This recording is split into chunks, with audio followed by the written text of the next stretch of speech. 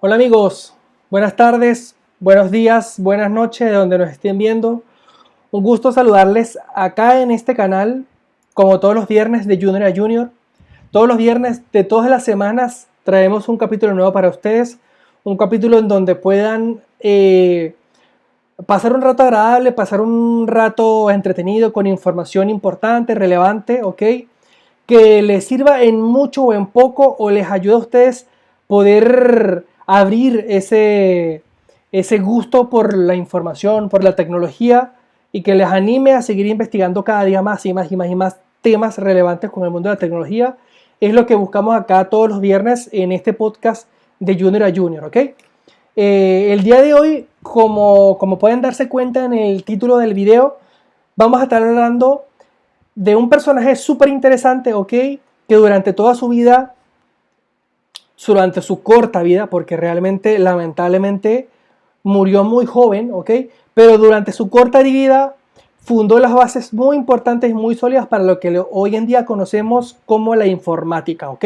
La informática como la conocemos hoy en día. Y esas bases las sentó este personaje. El día de hoy estamos hablando también de que el capítulo de Junior a Junior de los días viernes es el capítulo número 19, ¿ok? Ya próximamente vamos a estar llegando al capítulo número 20, ¿ya? Es increíble porque como hemos sido muy constantes, el contenido ha estado muy variado en el canal y eso es súper entretenido, ¿ok? Súper interesante además.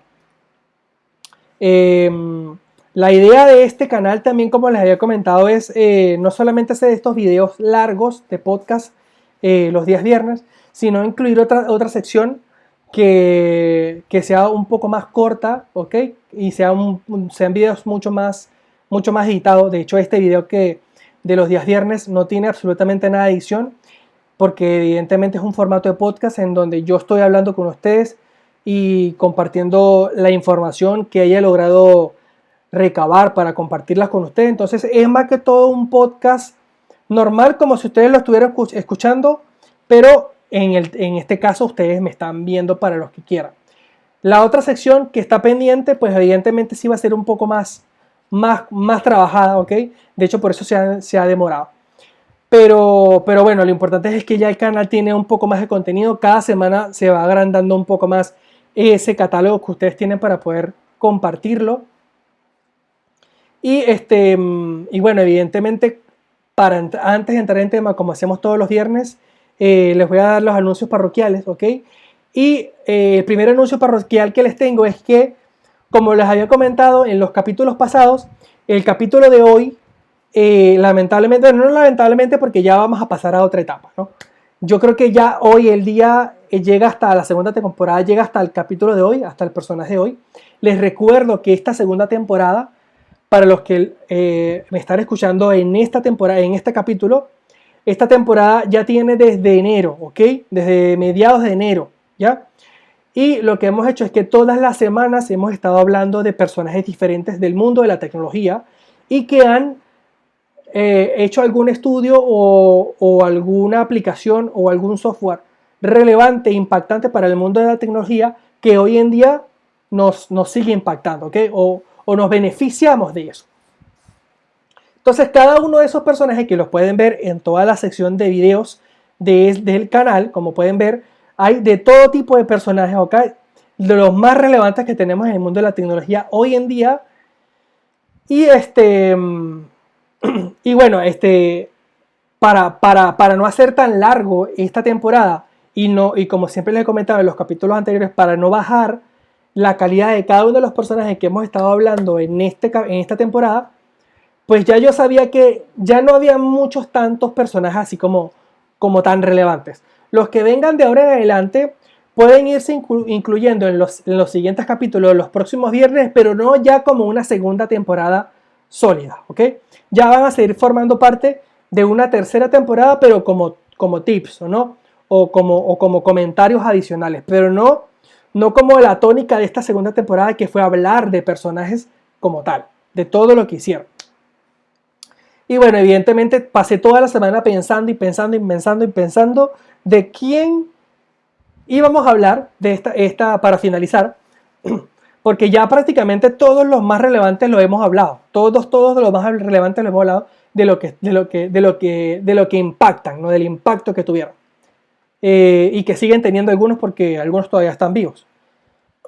Disculpen.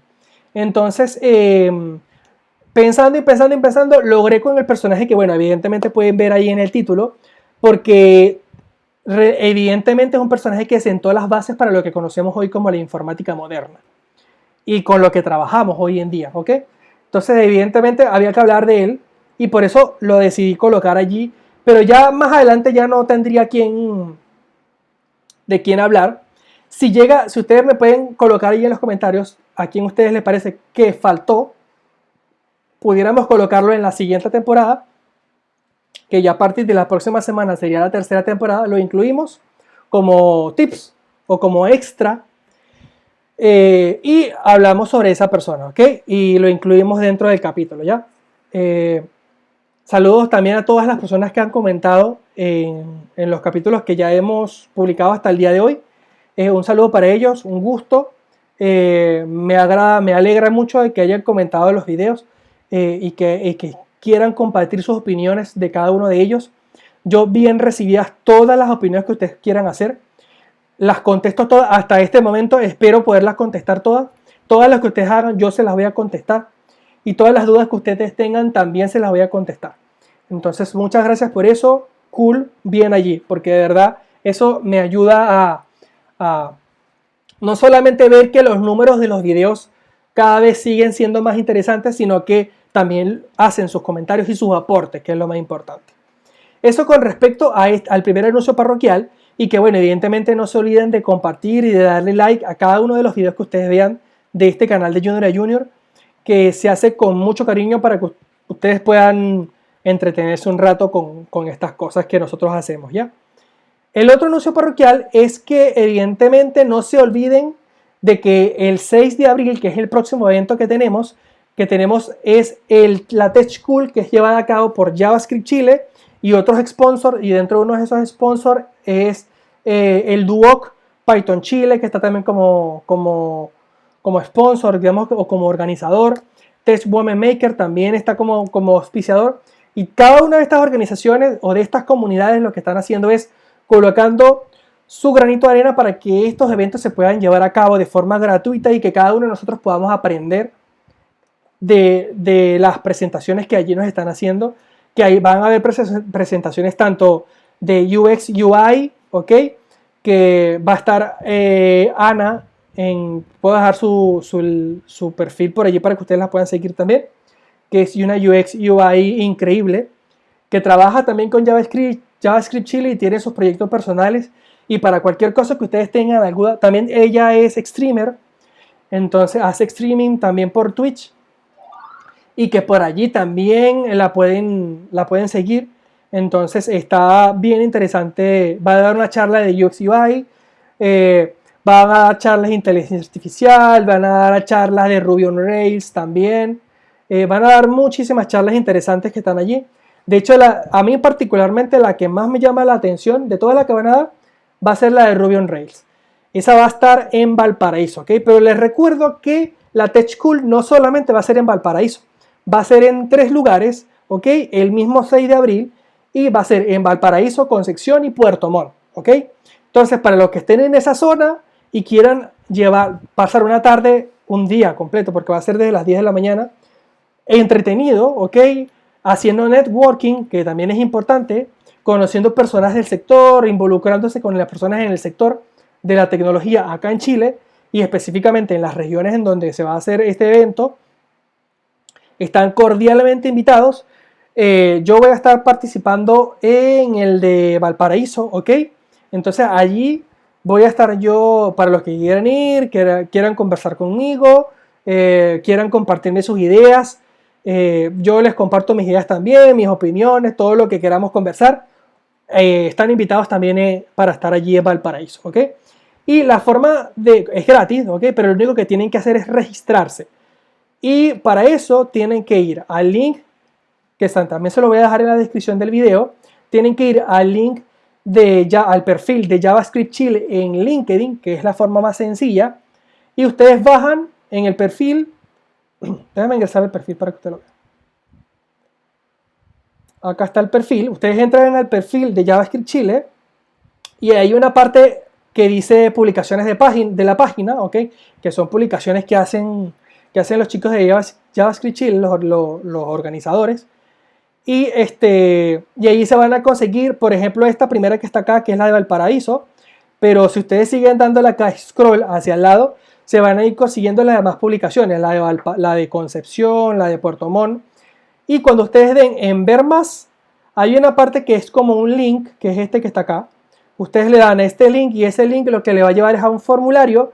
Y ahí en ese formulario es información básica, el nombre, el correo electrónico en donde les va a llegar el ticket de la entrada, cómo se enteraron del evento de la Tech School. Y cuando ustedes le den enviar, eso llega a un pool, es aprobado por los chicos de los administradores del evento y les va a llegar un correo de vuelta con el ticket del evento. Entonces eso genera un código QR y cuando ustedes vayan al evento, allí le van a pedir ese código QR, se los van a escanear y ahí les van a dar el acceso al evento, ¿ok? Esa es la forma que ustedes tienen que hacer, súper sencilla y es gratis además. No se olviden asistir, no se pierdan esta oportunidad los que puedan ir, los que sean de acá de Santiago. Igual Valparaíso está cerca y es un sábado además, entonces eso les sirve también para distraerse y no se lo pueden perder. El otro evento, bueno, pero ese evento sí se hace largo, ¿ok? Pero igual el tiempo pasa súper rápido. Es que ya se anunció el evento, yo creo que es el evento más importante que vamos a tener del año, que es la JSConf Chile, y eso va a ser en septiembre, entre el 6 y el 7 de septiembre. Van a ser 3 días, ¿ok? Y van a haber speakers de diferentes lados del mundo, ¿ok? Tanto chilenos como de otros lados. Todavía se está tratando de coordinar las demás personas que van a ser invitados de afuera del país. Eso, claro, igual todavía hay tiempo para organizar eso, pero ya tenemos las fechas concretas del evento, de la conferencia. Entonces, esto va a ser para que ustedes estén pendientes. Ya se publicó en las fechas, pero en los próximos días, en las próximas semanas se van a seguir publicando más cosas, ¿ok? Como de repente quiénes son las personas que ya están confirmadas para que asistan al evento, dónde va a ser, cuál va a ser la mecánica de acceso al evento, por dónde se va a poder uno registrar para el evento.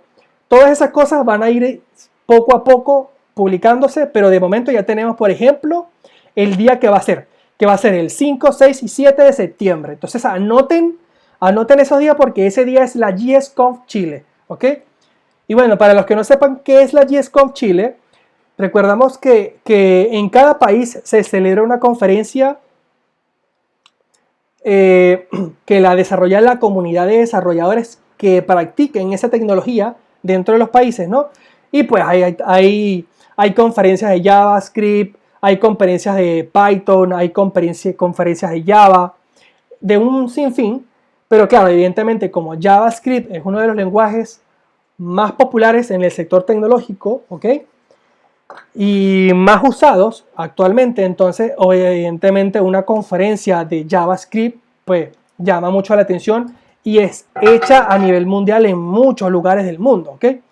Entonces, de hecho pronto también se viene una JSConf México y así se hace en diferentes lugares de Latinoamérica, de Europa y del resto del mundo, ¿no? Entonces, saluden a Yares, que está por allí asomado. A ver, ahí está asomado el niño. Eso como anuncios parroquiales, ¿no? ¿Qué otro anuncio parroquial? Esos son los anuncios parroquiales que le tenía pensado hablar.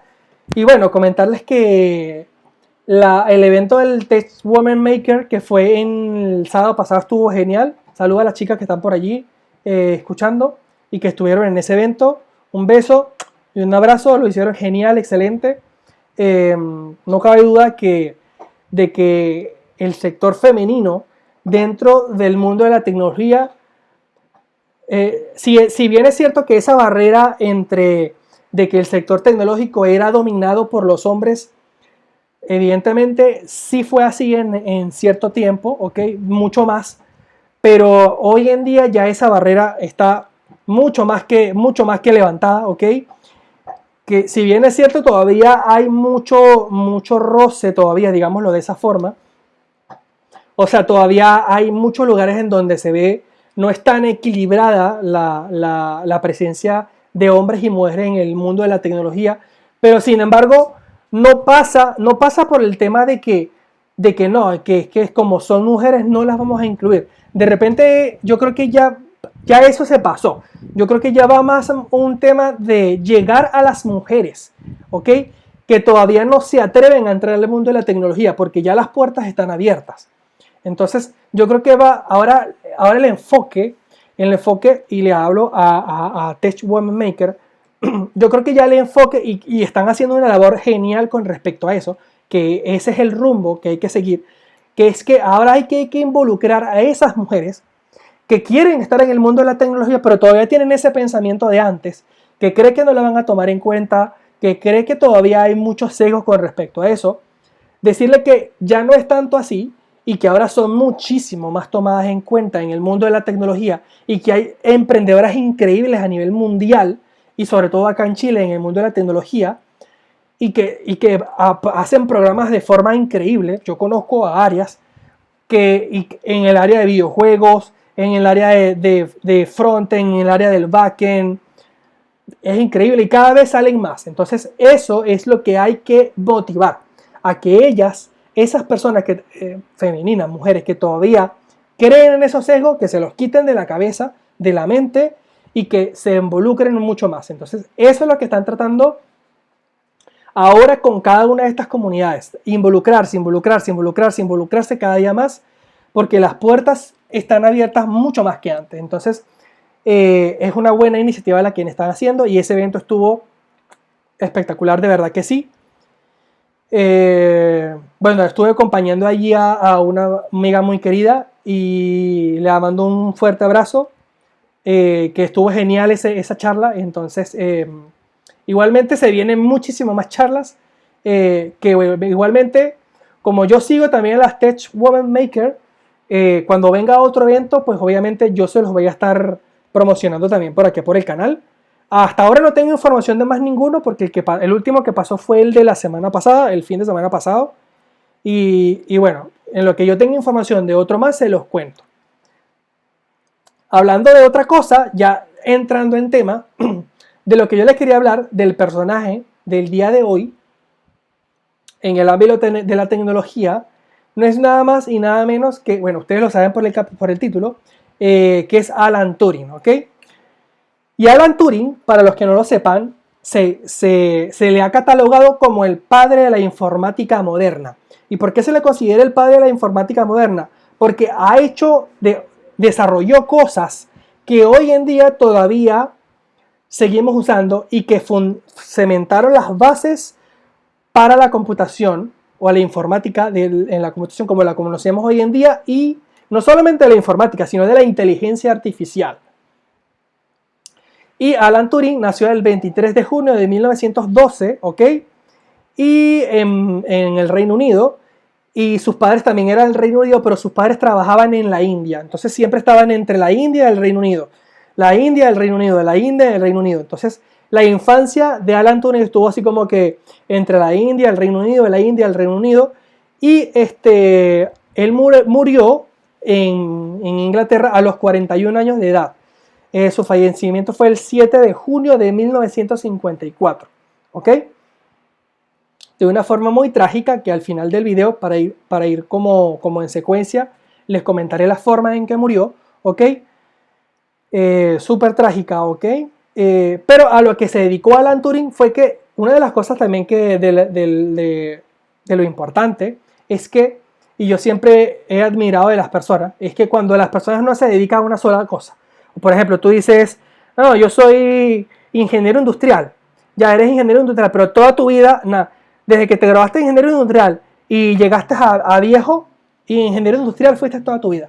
No se te ocurrió ni siquiera hacer un libro o hacer un estudio sobre X cosa y publicarlo, o dar clases, o de repente ir a un programa, tratar de incursionar en algún medio audiovisual o alguna forma de dar más contenido, o de repente aplicar la ciencia que tú aprendiste a otras cosas y involucrarte con otro tipo de ciencias, sino que no te quedes solamente con lo que aprendiste.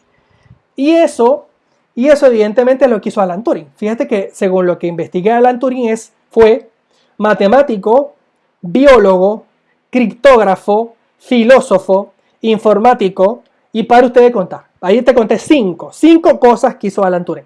Y de las 5 dejó grandes cosas. Entonces, y solamente murió a los 41 años. O sea, solamente tuvo 41 años para hacer todas esas cosas. ¿Qué no hubiese logrado si hubiese seguido más? ¿Ok? Entonces, la moraleja de esto es que no te quedes solamente con lo que aprendiste hoy. Mañana puedes aprender otra cosa, pasado mañana puedes aprender otra cosa diferente a lo que estás haciendo hoy en día. Entonces, tú tienes que tener tu mente abierta, ¿ok? A que de repente lo que estás estudiando hoy de repente te puede servir mañana, pero para dentro de 1 año o 2 años tienes que aprender otra cosa. O puedas aplicar lo que estás aprendiendo hoy en otra cosa. Entonces, y además ahora que el mundo está tan cambiante, pero tan rápido, que es imposible que tú te quedes hoy, o no imposible, porque hay personas que de repente se quedan con lo que estudiaron y no avanzan y no aprenden otras cosas más. Pero es imposible que hoy en día, y más en el mundo tecnológico, si tú aprendes algo hoy, dentro de 2 años no te toca aprender otra cosa. O dentro de 1 año no te toca aprender otra cosa. O la próxima semana te toca aprender otra cosa. ¿Ok? Porque a la final pasa mucho de que cuando tú estás buscando trabajo en tecnología y de repente tú dices, ya, yo sé este stack. Sé esto, sé lo otro, sé JavaScript, sé Python, sé manejar el backend con esto y con esto. Ya, ok, perfecto. Tú vas a tu entrevista de trabajo, te entrevistan, perfecto, todo cool. Les gustaste a los reclutadores, te seleccionaron, quedaste y empezaste a trabajar. Pero, en donde tú empezaste a trabajar, llegan y te dicen, ya, pero tenemos un nuevo cliente que nos está pidiendo esta información, este proyecto, y este proyecto se va a hacer con Elixir, por ejemplo. O este proyecto hay que hacerlo con Ruby. Ya, pero tú no estudiaste Ruby. Y la entrevista te la hicieron la semana pasada. Pero tú entraste esta semana y te dijeron, mira, hay que hacer esto con Ruby. ¿Tú qué vas a decir? ¿Que no lo sabes hacer? Porque no puedes decir eso en tecnología. Tú lo que tienes que decir en tecnología, mira, yo no manejo Ruby, tengo nociones básicas de programación que me pueden servir para entender a lo que se refiere. Y nada, tendremos que ponernos en el día, en esta 1 semana y media para poder entrar en el proyecto. Dame 1 semana para poder entender las bases del proyecto, arrancar esa misma semana con lo que vaya desarrollando del proyecto e ir estudiando de lo que es Ruby, ¿ok? Pero lo importante es, evidentemente, tú no vas a llegar a un lugar de trabajo sin tener nociones básicas de algo, porque si no, no hubieses quedado. Entonces, lo importante es que romper el esquema de que no, yo sé esto y yo no sé más nada. Porque el mundo de la tecnología no es así. Mañana te pueden mandar a estudiar otra cosa u otro proyecto y tienes que adaptarte súper rápido. Entonces, eso es lo que hizo Alan Turing. Estudió diferentes cosas y a la final todas las aplicó.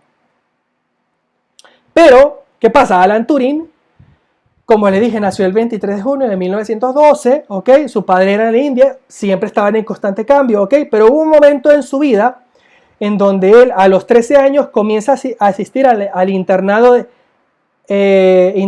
Sherborne. Eso fue en Inglaterra, ¿ok? Ya cuando su vida de niño empieza a estabilizarse, él empieza a asistir a este internado, pero lo trágico de esta situación es que recibía mucho bullying, se metían mucho con él por la forma en que él era. Él era un niño muy retraído, ¿ok? Era de esos niños que son muy inteligentes, muy brillantes, pero les cuesta socializar con las demás personas. Y lamentablemente el ambiente del colegio o del instituto en donde se estaba desenvolviendo no era el más adecuado, porque los compañeros se metían mucho con él. Lastimosamente cayó en ese lugar y nada, ahí se formó su niñez.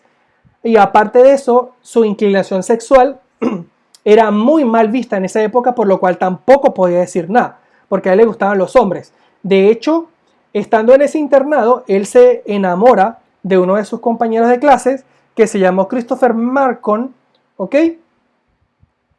Y para que ustedes vean lo chistoso de esa época, es que este niño del cual él se enamora, él estaba enfermo, ¿ya? Pero él no le había dicho nada. Él entabla la amistad con esta persona, ¿ok? Nunca, según lo que estudié y lo que leí, nunca se lograron expresar sus sentimientos, ambos, ¿ok? Pero sí tenían una linda amistad. Evidentemente, a Alan Turing le gustaba el otro niño, pero nunca lograron expresarse ese sentimiento. ¿Por qué? Porque lastimosamente en algún momento se fueron de vacaciones y cuando regresan de vacaciones al instituto, al internado, el Christopher Marcon, que era esta persona, no regresa. Y nada, le llegan y le dicen a Alan Turing que no regresó porque murió. Y claro, en esa época, evidentemente, cuando un niño se enfermaba, saber de que estaba enfermo o tratar de curarlo era muy complicado. Y él se había enfermado de una bacteria que había adquirido a través de un animal, ¿ok? Parece que tomó leche de una vaca y la vaca estaba infectada con una bacteria y pues evidentemente él tomó de esa leche, se enfermó con esa bacteria y murió. Entonces, ¿qué pasa? Ya allí, en ese momento, Alan Turing evidentemente empieza como que a entender la mecánica de la mente humana, cómo la gente se alegraba del sufrimiento de las demás personas o del dolor de las demás personas. Esa fue una de las cosas que él analizaba cuando era niño. Y otra cosa curiosa que sucede cuando él era niño era que ahí él comienza a interesarse por el tema de descifrar códigos, ¿ok? O de cómo encriptar o crear lógica de cosas, ¿ok? ¿Por qué? Porque cuando ellos se comunicaban, este niño que murió, Christopher Marcon y Alan Turing, ellos se comunicaban a través de mensajes por papel, pero ellos no escribían el mensaje completo, ellos escribían el mensaje codificado. Y fíjense que ahí, en ese momento, él empieza con el tema de la codificación de los códigos, que más adelante lo van a ver, a encriptar cosas. Entonces así era que él se comunicaba con su otro amigo, ¿no? Y el otro amigo le contestaba con cosas también encriptadas. Entonces ahí empezaba el juego de los temas de encriptar mensajes. Y bueno, a los 16 años, también de las cosas que leí, de lo brillante que era Alan Turing, a los 16 años, ya en esa época de los 16 años de Alan Turing, también estaba otro científico muy famoso, que todos hemos estudiado de él, que es Albert Einstein. ¿Qué pasa? Que ya Einstein era un hombre ya maduro, con muchos años de trayectoria, y Alan Turing tenía 16 años. Pues bueno, ya Alan Turing a los 16 años entendía los planteamientos que hacía Albert Einstein a los 16 años. Entonces, claro, ahí se empieza ya a notar de que Alan Turing pues era una persona que iba a ser muy brillante, ¿no? Pero llega un punto en donde él ya pasa de pasar del instituto, de su college, a la universidad. Entonces, cuando él va a la universidad, se le presentan dos opciones, que una era ir al Trinity College, ¿ok? O a la King's College, pero él quería ir a la primera opción. Pero bueno, a la final, él nunca, sí fue una persona muy brillante, pero no fue tan disciplinada, por lo que alcancé a investigar. Entonces, eso le pasó mucha factura, porque cuando iba a entrar a su primera opción de estudio en esa universidad, no quedó. No quedó por temas académicos, ¿no? Pero sí quedó en el King College. Y allí, cuando él entra en esa universidad, cuando él explota toda su brillantez de inteligencia, ¿ok? Porque ahí es donde empieza él a empezar a investigar sobre cosas matemáticas y físicas, ¿no? Y fíjese que cuando él entra allá al King's College, a los 4 años ya lo ponen como profesor. Y con solo 24 años ya crea algo que, bueno, no sé si algunos lo habrán escuchado o lo habrán leído, aquellos que se interesan por la informática. eso que uno llama la máquina de Turing. No sé si la han escuchado. Él a los 24 años ya sienta las bases del funcionamiento de la máquina de Turing. Y esa máquina de Turing es una computadora vulgar, es una computadora de esa época, ¿ok? Pero es una computadora, porque la mecánica con la que trabajaba es la lógica de las computadoras de hoy en día, ¿ok? O la que sentó la lógica. De repente no es igual, evidentemente, pero a través de eso es que tenemos computadoras hoy en día. Y hay una parte muy cómica, no les voy a spoilear, pero hay una película que se llama Código Enigma, que está en plataformas digitales, ¿ok? Que la pueden ver, pero no los voy a spoilear, ¿ok? Solamente una pequeña parte que no tiene nada, o sea, no va a pasar nada, que es muy cómica porque cuando a él lo llaman para una entrevista, esa persona tiene el currículum, digámoslo así, una hoja con el expediente de Alan Turing.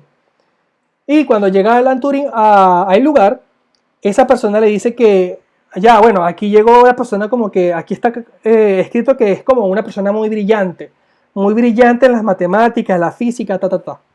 Y Alan Turing se ríe y dice que no, bueno, brillante no creo, porque había muchas personas más brillantes que él, Einstein y otros más. Entonces él dice, no, yo no creo que yo, no, y se ríe. Y la otra persona le dice que, bueno, o sea, si por lo que decía el expediente no parece, porque dice que entró al King's College con tanta nivel de académico, a los 4 años lo nombran como profesor del King's College, después a sus 24 años de edad crea una lógica de una máquina de Turing, ¿ok? Y que si a eso para él no le parecía brillante, entonces no sé qué sería brillante. Y ahí se crea un ambiente chistoso con respecto a ese comentario. Vean la película que está súper interesante. Y bueno, la lógica de esa máquina de Turing, no sé si ustedes la han escuchado, pero vamos a ver, se la voy a poner por acá, porque tengo la imagen. La máquina de Turing es esa máquina que ustedes ven acá. Esa es la lógica de la máquina de Turing, ¿ya? Entonces, ¿qué pasa? Esa máquina, claro, él cuando diseña la máquina de Turing, ese prototipo como tal de máquina de Turing no existía, ¿ok? Eso este prototipo de máquina de Turing que ustedes ven allí está hecho mucho más después. Pero la máquina de Turing realmente era eso. De repente no era esa en particular. De repente fue mucho más viejita, ¿ok? Pero la máquina de Turing era ese tipo, ¿ya? Lo importante de la máquina de Turing era cómo funcionaba, ¿ok? Y dentro de los estudios que hace Alan Turing, él llega a comprender o crea un estudio que se llama un estudio sobre los números computables. Entonces él llega a decir que existen dos tipos de números, que hay unos números que pueden ser calculados con algoritmo para sentar las bases de la máquina de Turing, y hay otros números que no pueden ser calculados con algoritmo. Dentro de los números que pueden ser calculados con algoritmo entran los que puede usar la máquina de Turing. Básicamente la máquina de Turing lo que hacía eran cálculos matemáticos y lógica, ¿no? Interpretar lógica. Y allí es donde se cimientan las bases porque ya, él tenía la máquina, como me imagino que la máquina, ok, yo se lo voy a explicar, pero la máquina trabajaba con sensores electromagnéticos que hacían mover, ok, lo que se llamaba como el dial, que era el dial era esto que está aquí en el medio, esta cosa que está acá, este objeto.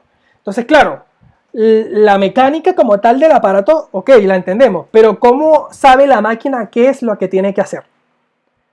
Porque, claro, yo tengo este mouse, pero, ajá, tiene una ruedita aquí, un botón, pero ¿cómo funciona esto?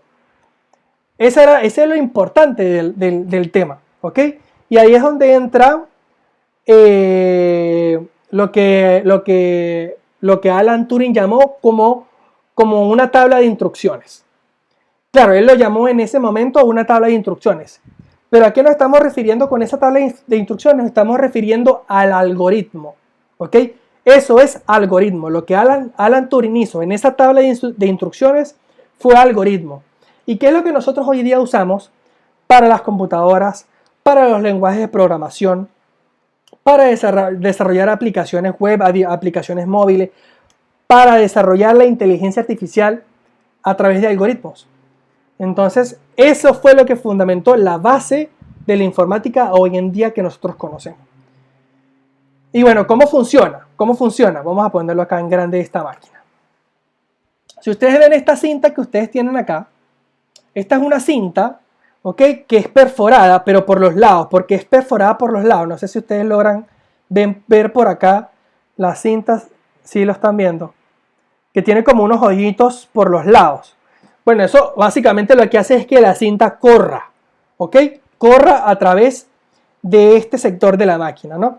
Entonces, ¿qué pasa? Esa máquina está compuesta por un dial, que es lo que le estoy comentando que tiene acá, ¿ok? Y ese dial lo que hace es que se desliza por toda la cinta, ¿ok? Y esa cinta es una cinta que está dividida por partes, digamos que tiene varias secciones y cada una de esas secciones está dividida en partes iguales.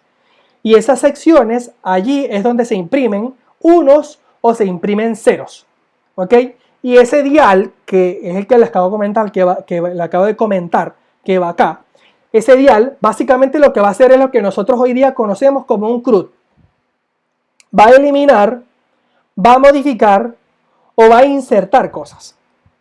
Un CRUD, como hoy día conocemos cuando vamos a desarrollar una aplicación de backend, ¿ok? Entonces, eso es lo que hace ese dial. Pero, ¿qué es lo que hace en sí? Ya, esa es la mecánica, ¿ok? Pero la lógica que era lo que él planteó en la tabla de instrucciones, ¿cómo era? Bueno, se lo voy a explicar porque yo me conseguí una imagen que, para explicarlo mejor, que es esta que tengo acá.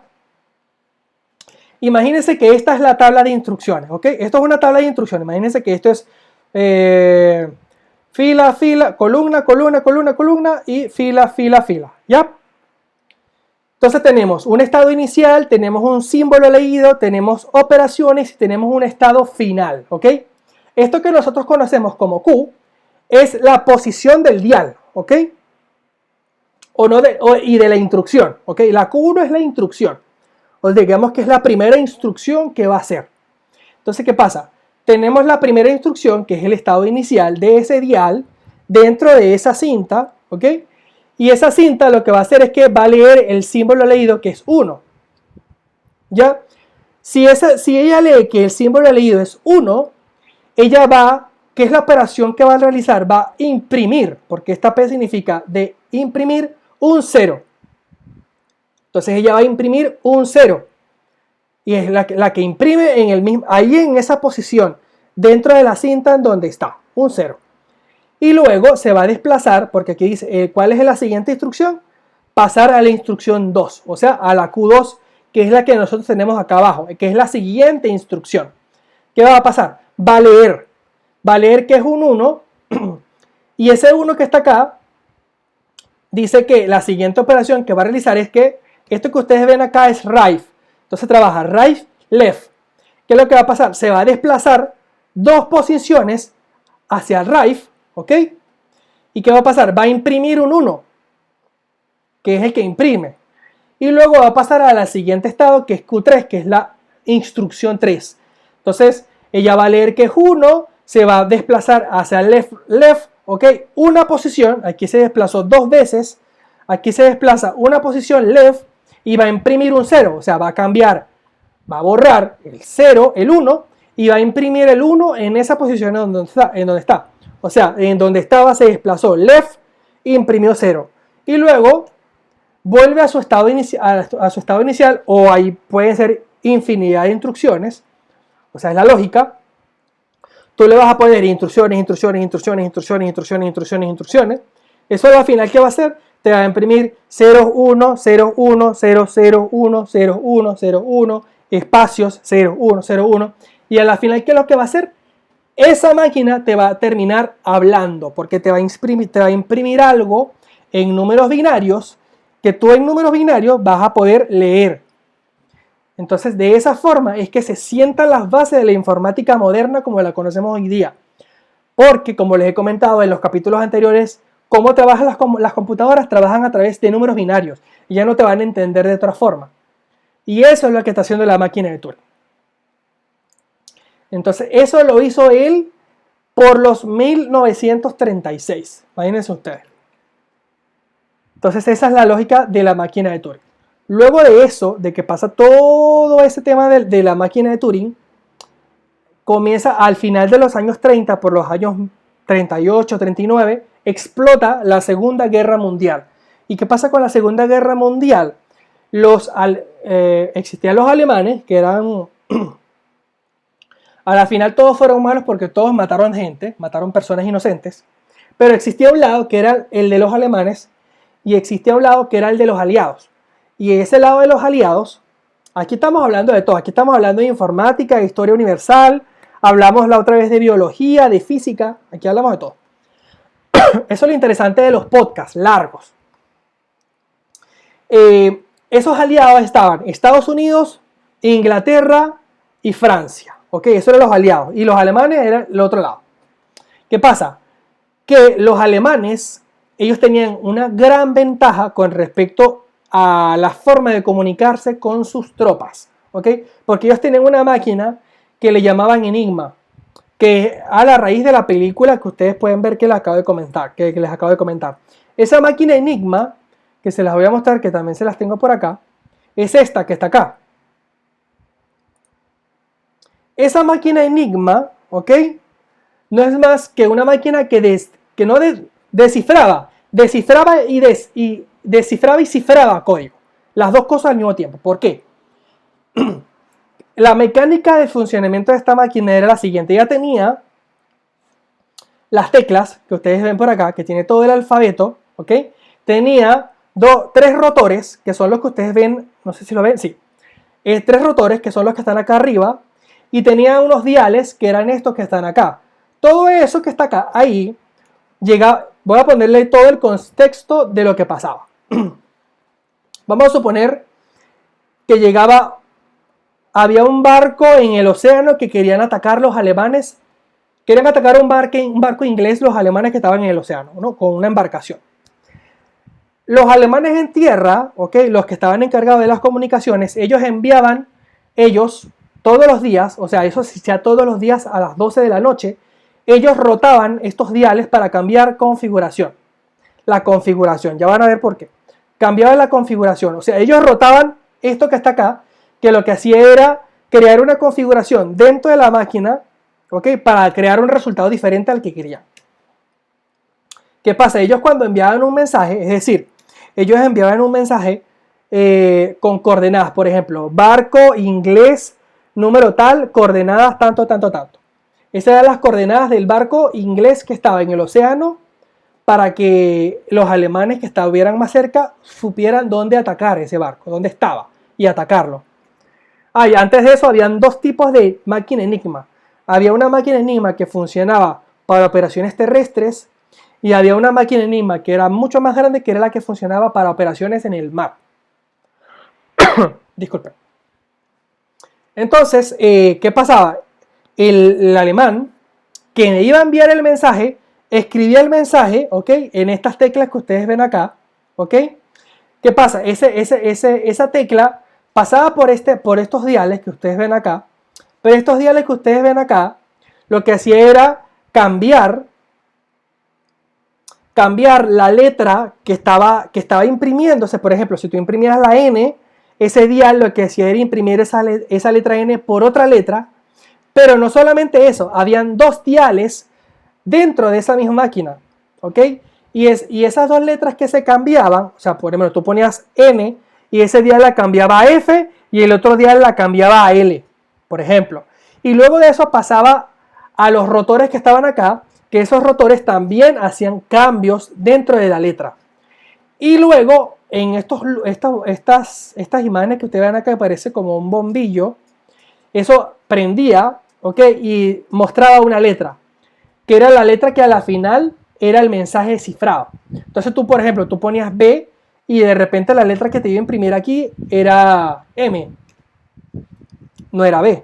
Entonces, por ejemplo, si tú ponías barco, cuando tú escribías aquí barco, normalmente como se escribe barco, acá las luces que te iban a poner era otra cosa, diferente. Entonces, ¿cómo ibas a saber tú que lo que te decía ahí era barco? No lo sabías. ¿Qué pasa? Los alemanes escribían ese mensaje a través de esa máquina, lo cifraban, pero cuando se lo iban a enviar a los alemanes en combate, se lo enviaban a través de código Morse. Entonces los ingleses, ellos podían interceptar todas las comunicaciones, pero lo que iban a interceptar era el código Morse cifrado, con algo que no entendían. Cuando los alemanes recibían el mismo código Morse que interceptaban los ingleses, ellos tenían otra máquina Enigma dentro, o sea, en el mismo lugar de combate, y ellos programaban esa máquina Enigma que ellos tenían a la inversa.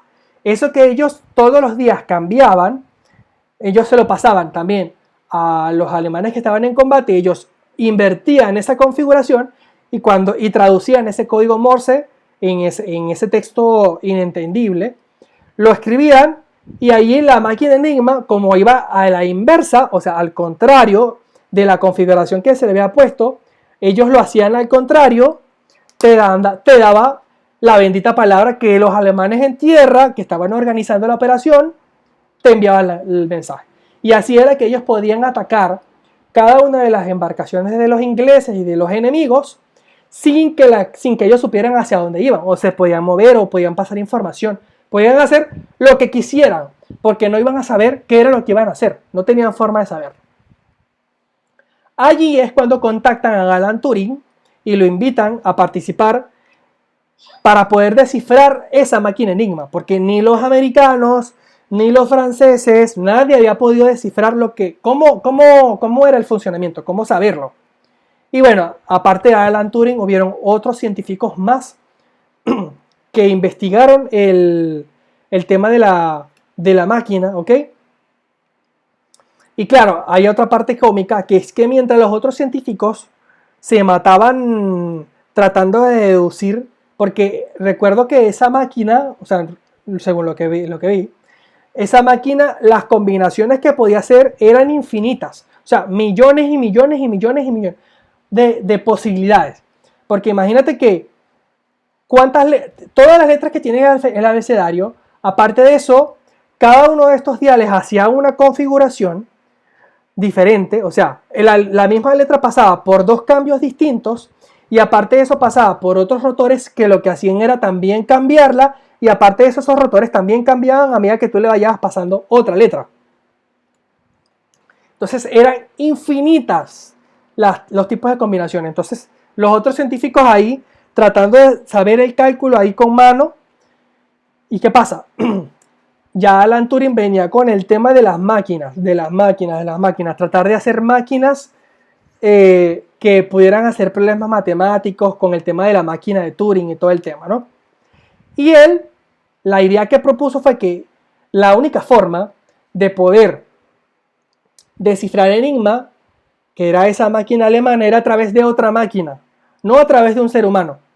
La única forma era que a través de otra máquina pudiera interpretar lo que dice Enigma. Y ahí es cuando desarrollan esa máquina que todos conocemos, que todos vimos en la película. Los que no la han visto, bueno, los invito, que es esta máquina que está acá.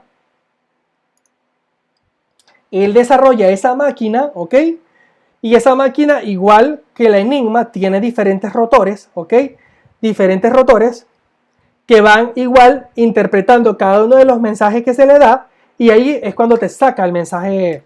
Pero lo importante de eso es cómo lo logró, porque la lógica en que logra eso es la lógica que estamos usando ahora para la inteligencia artificial, o de repente las bases de la inteligencia artificial que se usaron y que se siguen usando hoy en día, que es, por ejemplo, para hacer un modelo de inteligencia artificial. A él, en esa oportunidad, la primera vez que pusieron en funcionamiento esa máquina, lo criticaron mucho porque no funcionaba. Pero él decía, no es que la máquina no funciona, es que la máquina demora tanto en procesar tanta información que se demora mucho. Entonces, claro, ahí lo presionaban porque mientras la máquina estaba funcionando para descifrar todo el código que le estaban enviando por el mensaje, viendo el millón y el millón y el millón de posibilidades que existían, evidentemente se iba a demorar. Pero la máquina iba a llegar a un resultado. ¿Cuándo? Bueno, se iba a demorar, pero entonces lo presionaba porque decía, mientras esa máquina estaba trabajando ahí, pam, pam, pam, pam, tratando de buscar la cosa, seguían bombardeando y destruyendo barcos en el océano ingleses y muriendo gente inocente. Entonces él, presionado con eso, llega a un punto en donde llega a la conclusión de que se da cuenta de que todos los mensajes alemanes siempre tenían palabras que se pueden repetir. Se dio cuenta de que hay palabras que la máquina, que el enigma, siempre va a interpretar de la misma forma. ¿Ok? Es decir, en un mensaje, porque tienes 12 horas, ¿no? Habían 12 horas porque al siguiente día cambiaban toda la configuración. Pero habían palabras dentro de todos los mensajes que siempre se repetían. Entonces, ¿qué es lo que hizo él? Él agarró esas palabras que siempre se repetían y era la que le pasaba a la máquina, ¿ok? Y la máquina, ¿qué es lo que hacía? Descifrar el resto, ¿ok? Entonces, claro, así acortaba el tiempo. Por ejemplo, cada uno de los mensajes que siempre le pasaban, por ejemplo, los alemanes, era la fulana frase esa de Heil Hitler. Entonces, ¿qué pasa? Esa frase ya evidentemente la tenían como registrada, como que siempre iba en los mensajes. Y hoy en día, ¿qué es lo que usamos o qué es lo que se usa para los modelos de inteligencia artificial? Que lo expliqué también en los videos pasados de inteligencia, cuando hablé de OpenAI y de Sam Altman. ¿Qué pasa?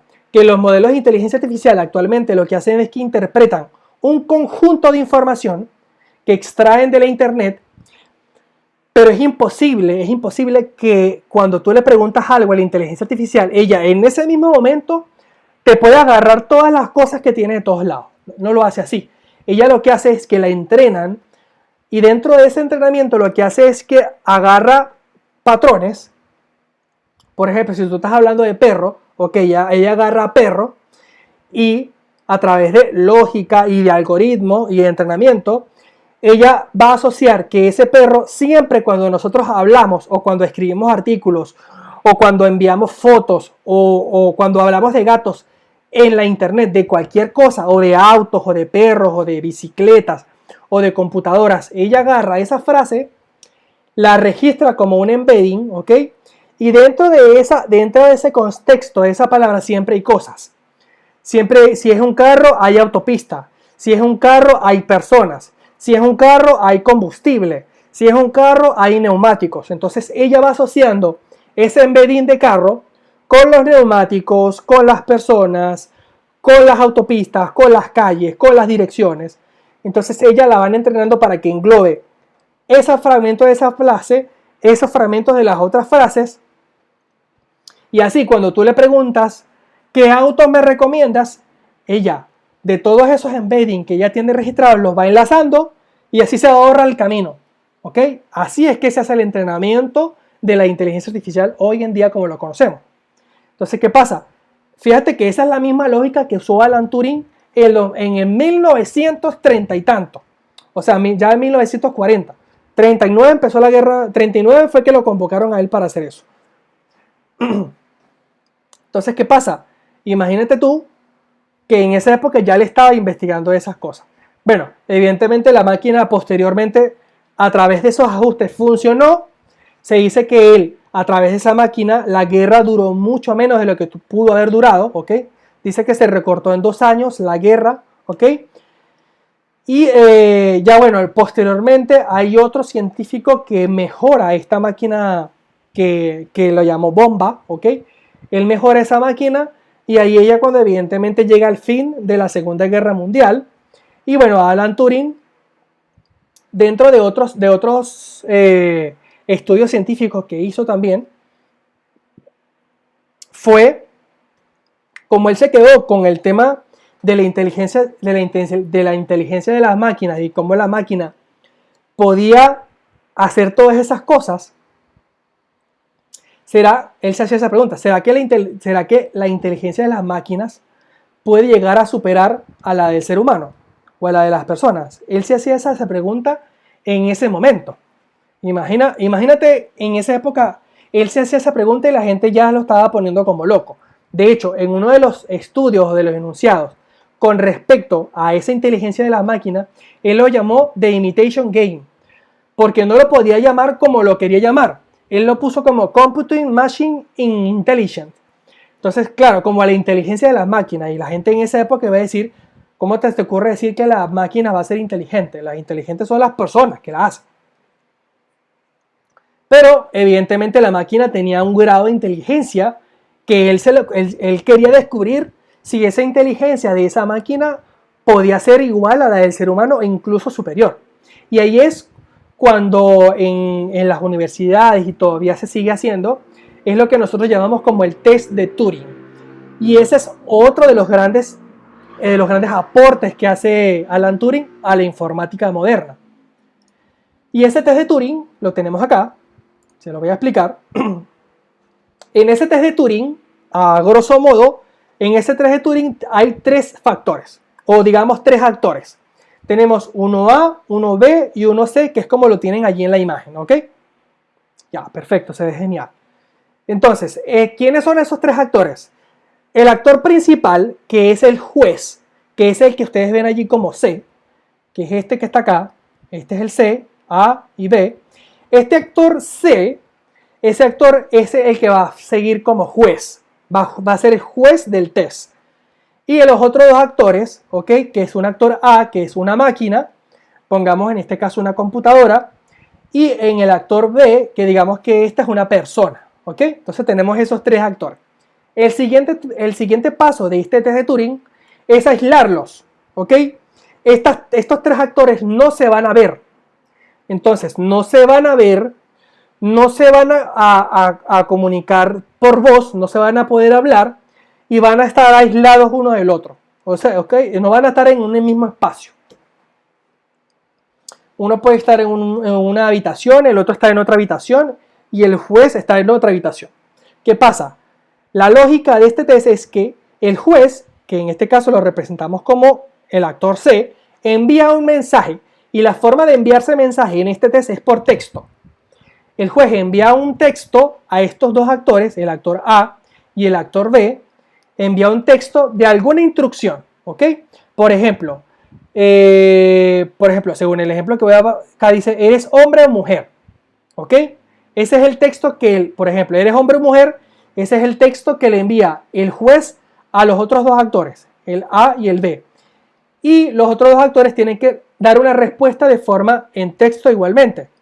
Y vamos a suponer que el actor B pone, no te lo voy a decir, te lo dice, y el actor A dice, ¿por qué querrías saber eso? Entonces, allí el juez tiene que determinar cuál de los dos es la máquina. Evidentemente, si yo, poniéndome en mi caso, ¿ok? Que yo mando esa respuesta, por ejemplo, que dice, ¿eres hombre o mujer? Y uno me dice, yo no sé quién de los dos, yo no sé si el que está acá es la máquina o el que está acá es el ser humano. Y uno me contesta, no te lo voy a decir, y el otro me dice, ¿para qué quieres saber eso? O sea, ¿cómo carajo vas a saber tú quién es la máquina si te da una de esas respuestas? No lo vas a saber. Entonces, si la conclusión del juez es no saber quién es la máquina, eso es el resultado de que la máquina ha ganado. O sea, es decir, la máquina piensa como el ser humano. Entonces, ese es el test de Turing. Y de hecho, ese test hoy en día, imagínate, estamos hablando de los 1940 y tanto. 1940, 40, 45, por ahí. Un poquito más allá. De que él está hablando de eso. ¿Ok? Y hoy en día todavía se sigue haciendo ese test. De hecho, en esa oportunidad, cuando hicieron ese test, ellos llegaron a la conclusión de que la máquina iba a lograr superar ese test pasado muchísimos años. Muchísimos años. Y nada, evidentemente no se imaginaron, o sea, no creo que se hubiesen imaginado de que eso estuviese llegando ahora. Porque hoy en día, de hecho, en el 2014 se hizo un test se hizo un test de Turing a un chatbot que se llamó Eugene.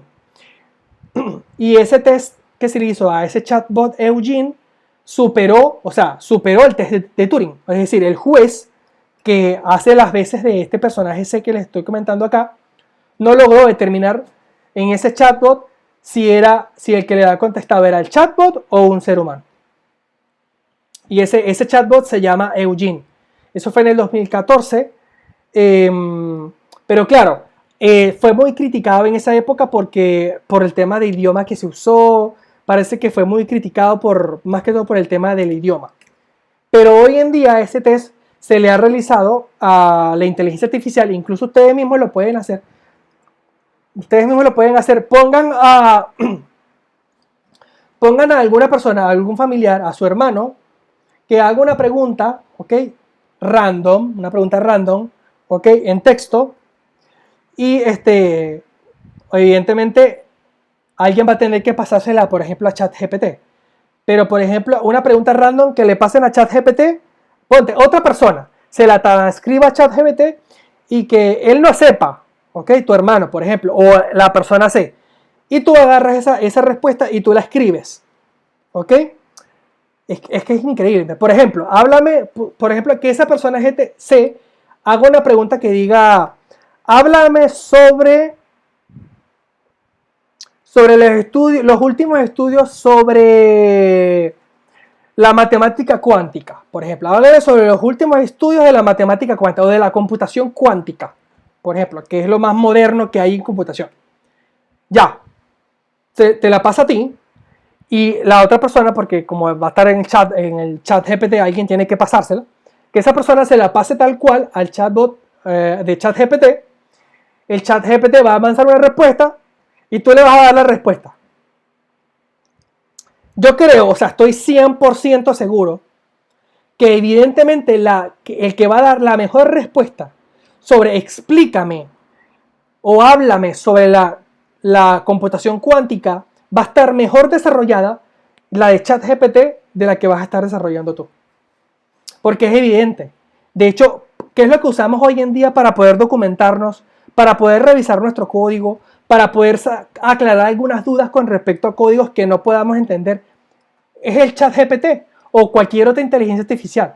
Entonces, este test de Turing hoy en día ya está extremadamente requete contra superado. Pero lo importante es que funciona. Y eso él lo desarrolló en los años Cataplum.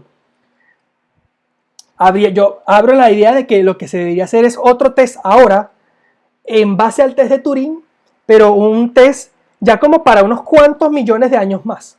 ¿De qué forma sería? No sé. Si llegar a hacer preguntas ya directamente al chat, si por su forma de pensar él cree que, no sé, pudiera llegar a una exterminación. O de repente tener algunas represalias contra las personas que lo crearon. Y si en algún momento esa máquina llega a contestar esa respuesta, que por ahí han dicho que ya las máquinas, los chatbots han contestado esa respuesta. De hecho, por ahí he visto videos que se le pregunta de qué opina de los seres humanos. Y hay chats que han dicho que los seres humanos son unas personas muy malas, que se destruyen entre sí. Y eso lo ha dicho una inteligencia artificial. Entonces, es de preocupar. Habría que desarrollar un test para poder interpretar esas respuestas que nos pueda dar en un futuro, que pueden ser gravísimas, para poder nosotros hoy en día trabajar en base a eso, para que no suceda. Y bueno, la última parte que quería hablar con respecto a eso, Alan Turing, es la forma en que murió, que, claro, luego de eso, como les hablé en un principio de las inclinaciones sexuales de Alan Turing, él siempre durante muchos años lo escondió, ¿ok? A pesar de que sí tuvo sus relaciones posteriores, pero lo mantuvo en secreto. Pero llegó un momento, él murió en el año 1950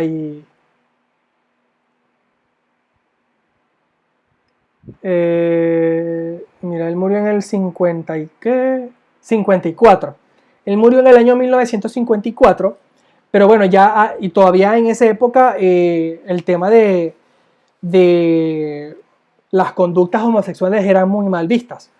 Entonces, ¿qué pasa? Él siempre lo escondió, pero hubo un suceso que de hecho lo tomé en base a la película y también otras cosas que leí que sí se relacionan, que es que se dice que él cuando estuvo en su departamento entraron a robar. No se sabe si fueron soviéticos que entraron a robar su casa porque creían que tenía información importante, porque igual lo seguían, a pesar de que todas las investigaciones del Código Enigma, de todo ese tipo de cosas, fueron borradas de su expediente porque eran ultra secretas. Entonces, a la final, nadie sabía lo que había hecho, de todos esos estudios que había hecho Alan Turing, sino mucho tiempo después, que fue extremadamente lamentable también.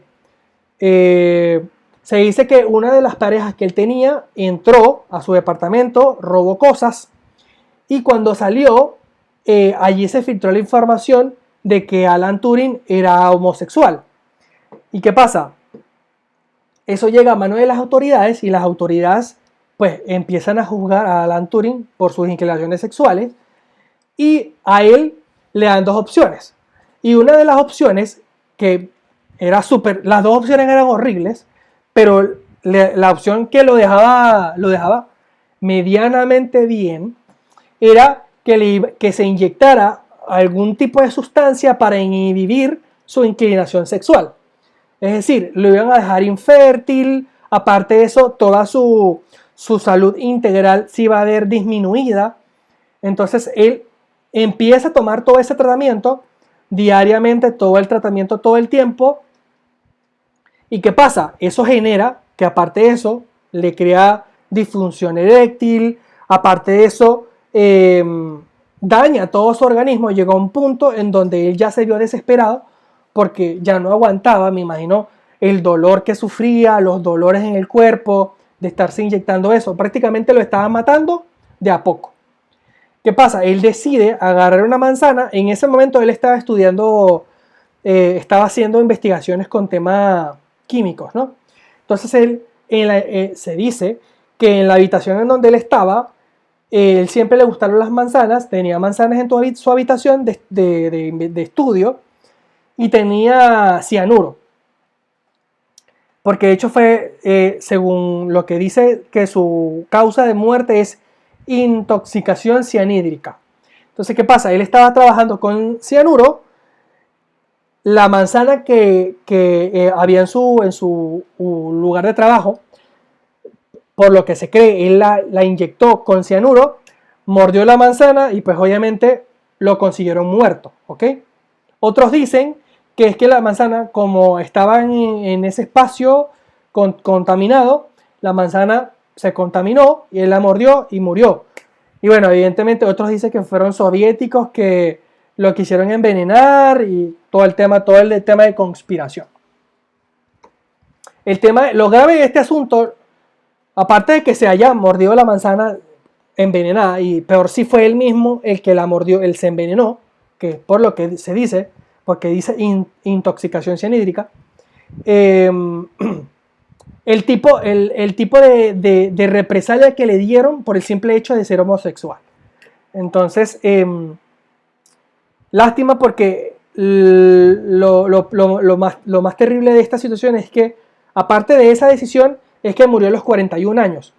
¿Qué no hubiese podido hacer luego de los 41 años? Porque todavía le quedaba mucho tiempo para poder seguir investigando y seguir aportando cosas a la ciencia que no alcanzó a hacer.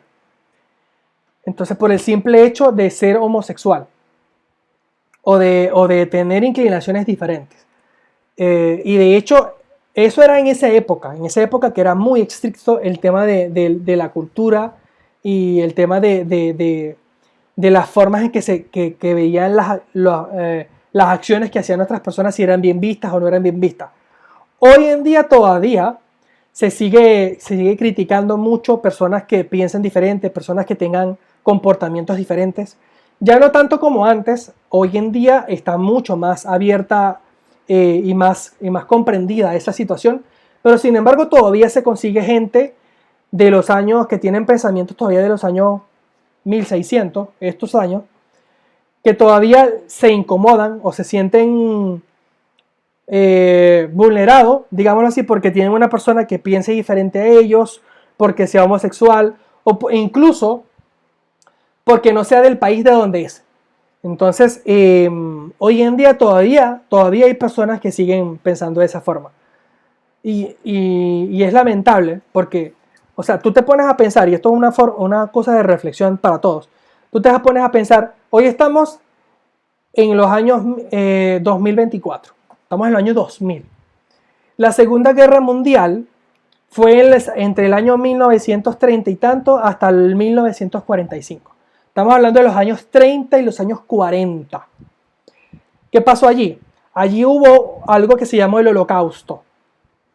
Y ese holocausto lo que hizo fue que una persona, ¿okay? Que no voy a decir el nombre porque no merece que se lo digamos, una persona empezó por querer decir que la raza que él tenía era la mejor raza humana que existía en el mundo, ¿ok? Y que la otra raza que no fuera como la raza de ellos debía ser exterminada o colocada en esclavitud.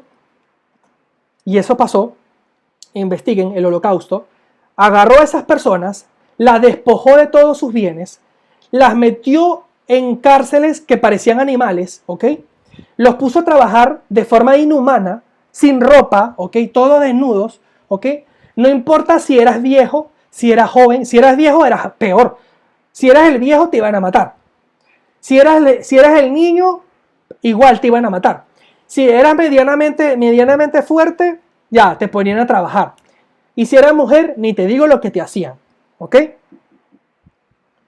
Eso pasó en el Holocausto.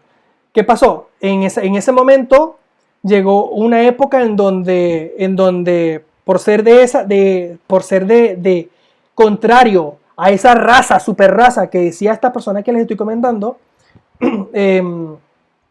te mataban. Incluso los metían en cámaras de gas, es realmente horrible. Los metían en cámaras de gas a millones y miles de personas, los metían en cámaras de gas y los mataban. Literal, los mataban. Y luego de eso de que los mataban, los tiraban en un precipicio, en una fosa, todos amontonados, miles y miles y miles de personas los tenían amontonados y los quemaban. Y todos se reían y se burlaban de eso. Hoy en día, por ejemplo, con los conflictos en el Medio Oriente, por el simple hecho de que una persona tiene, un grupo de personas piensa de forma diferente, no tiene un lugar donde estar, porque no lo quieren ni de un lado, ni lo quieren del otro lado, simplemente por personas diferentes. Por lo menos los temas migratorios que estamos viviendo hoy en día, en el tema de Latinoamérica, ¿ok? En donde muchas familias se han visto muy perjudicadas porque evidentemente le cierran las puertas en un lado, le cierran las puertas en el otro lado, le cierran las puertas en el otro lado. Hay mucha gente que no comprende la necesidad de esas personas y se enfocan en el problema más no en la solución. O sea, entonces decir, es lamentable, todo esto viene a raíz de este capítulo de Alan Turing, por la forma en que murió, la forma en que llegó el fin de su vida. Y eso fue en los años 1939, los 40 hasta el 53 en que murió. Y hoy estamos en 2024 y todavía hay personas que critican este tipo de cosas, que no pasan el switch, ¿ok? En donde ya el mundo es diferente, el mundo cambió y no podemos pensar de la misma forma, ¿ok? Entonces, eso es con respecto a este capítulo del día de hoy. Lo quería dejar este cierre como moraleja, ¿ok? En donde el tema de la xenofobia y ese tipo de cosas, pues todavía se sigue viendo, es lamentable. En algunos lados más que otros.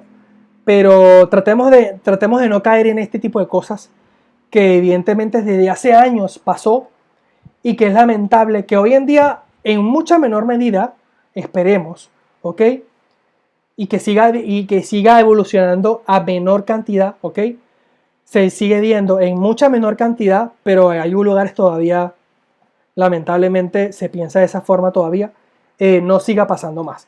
Y que la genialidad y lo increíble que el potencial de talento, de ingenio que tenga cada una de las personas, independientemente de lo que sea, no se vea mermada por cada una de las acciones retrógradas que puedan tener las demás personas a su alrededor, ¿ok?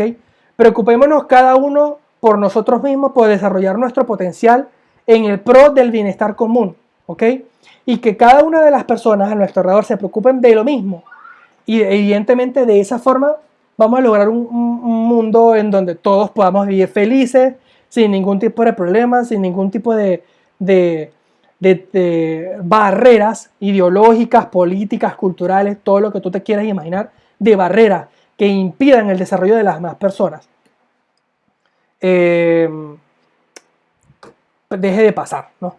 Entonces, esa es mi reflexión con respecto a este capítulo del día de hoy, de todo lo que hizo esta persona increíble, brillante, y que si no, muchísimos años después que ya había muerto muchísimos años, 20, 30, 40 años después, la reina Isabel de Inglaterra reconoció el error que el gobierno había cometido con respecto a la sentencia que le habían dado a Alan Turing de poder tener que inyectarse cosas hasta el grado de que tuvo que matarse, supuestamente.